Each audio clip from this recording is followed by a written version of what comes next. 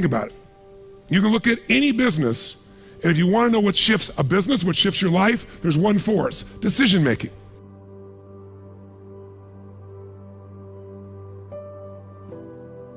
Decision making is the force that shapes destiny, personal, corporate, business destiny.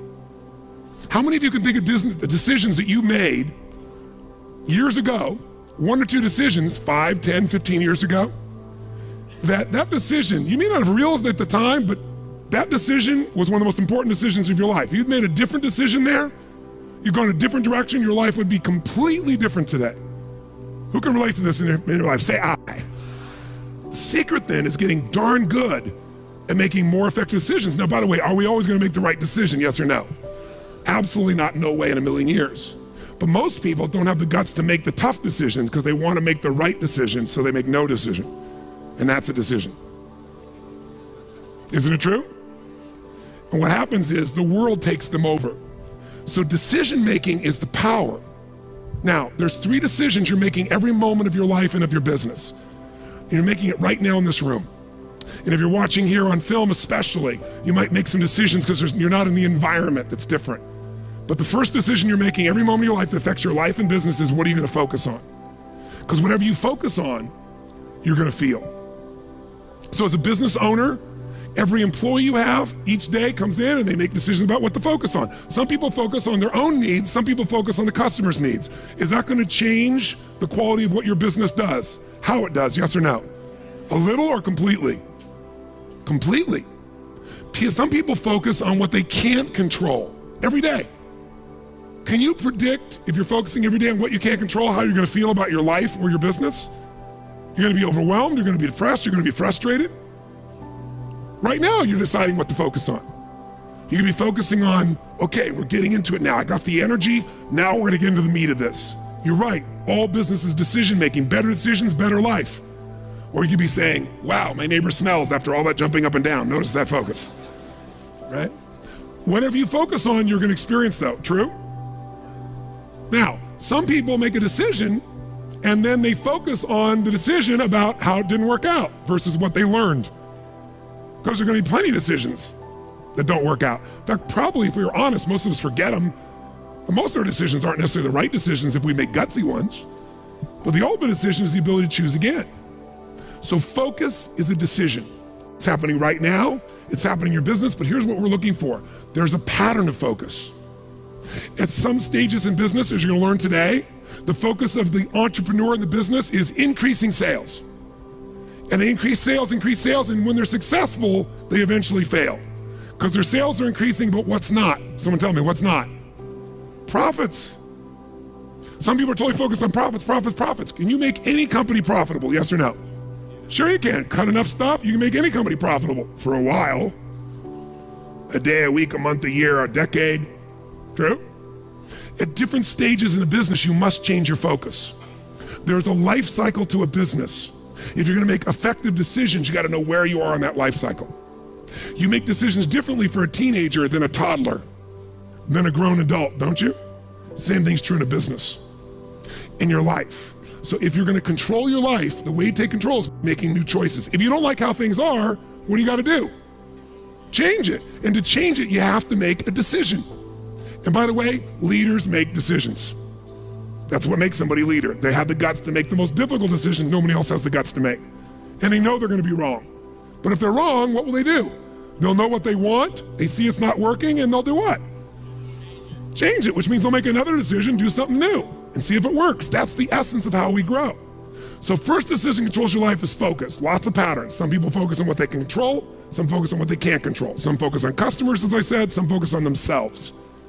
If you've made this whole business about meeting your needs, you can run a successful business, but it'll be a job.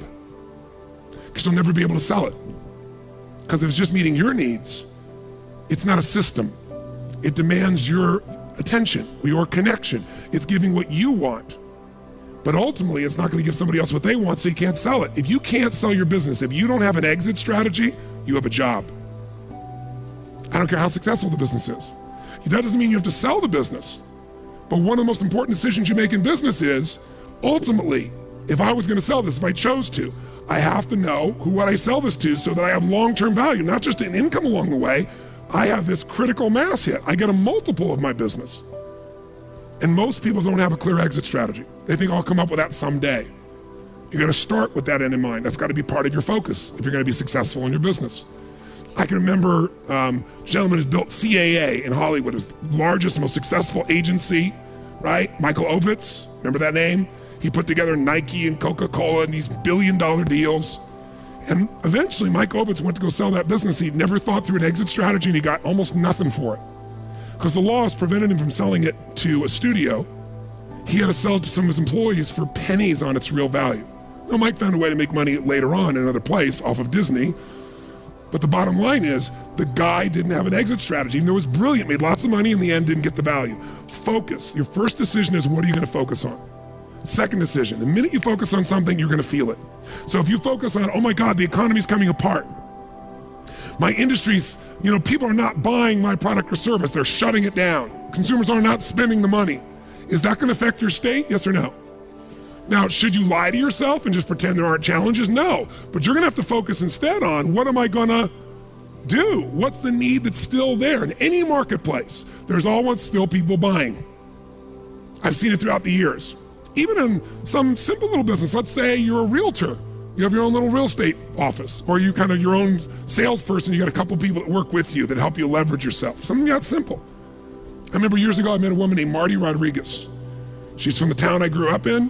She came to one of my seminars, and then she would be sitting in the front row, and in a year, I may have done 25 seminars. She was probably at 10 of them, same seminar, in the front row. This is a woman who was the #1 real estate agent for Century 21 in the free world. 9 out of 11 years. I watched her in good times make money, in the worst times make money. A few years ago, she sold more real estate in the city she's from than the entire multiple listing service of other agents combined. One person. Now she built it into a business. She's got a whole team that runs it, but it's still her. She built the brand. How does she do well when it's going horrible? She says, I love when the economy gets terrible because it gets rid of all those flaky realtors. All those flaky mortgage brokers. There's so many of them. They got in the business, was going up, and they all got successful because they were on a trend. When the trend crashed, they all left me all the business. She loves these times.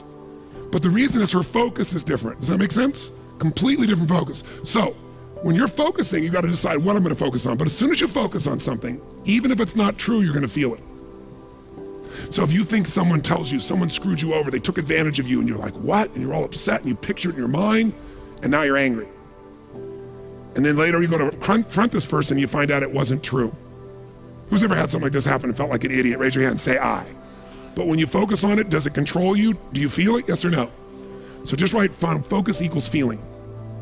Whatever you focus on, you're gonna feel. And as a leader, you're gonna have to manage those feelings. And you're gonna do it by managing your focus. By the way, if you're gonna lead other people, do you have to create a focus for the company, for the organization to be successful, yes or no? You gotta find yourself, what are people focusing on? It's affecting all the decisions in the company. So as soon as you focus on it, finally get to decision number 2. Decision number 2 is, what does this mean? When you focus on something, you gotta give it a meaning. Is this the end or the beginning? If you think this is the end of your business, the end of opportunity, the end of our economy, are you gonna feel differently and act differently than if you think it's the beginning, yes or no? See, the difference between Joe Kennedy with $4 million in 1929 and Joe Kennedy with $180+ million in 1932, that big a jump, different focus, different meaning. When everybody else said it was the end and they were focusing on how to survive, he was focusing on how to take market share, he was focusing on what the opportunities were. The meaning for him was, is this the greatest opportunity of my lifetime? There'll never be another time like this. And he made enough money in that time that took care of all his heirs after that for decades to come. All because he had a different focus and a different meaning. Listen, if you're in an intimate relationship and you think it's the end of that relationship, are you gonna treat that person the same way as if you think it's the beginning, yes or no? No, somebody's laughing over here, they know, no way. But you know what? In the beginning of a relationship, what will you do for somebody you love? What will you do for them? Come on, what? What? If they say, would you take out the trash? What do you say? I'll take out the trash, of course.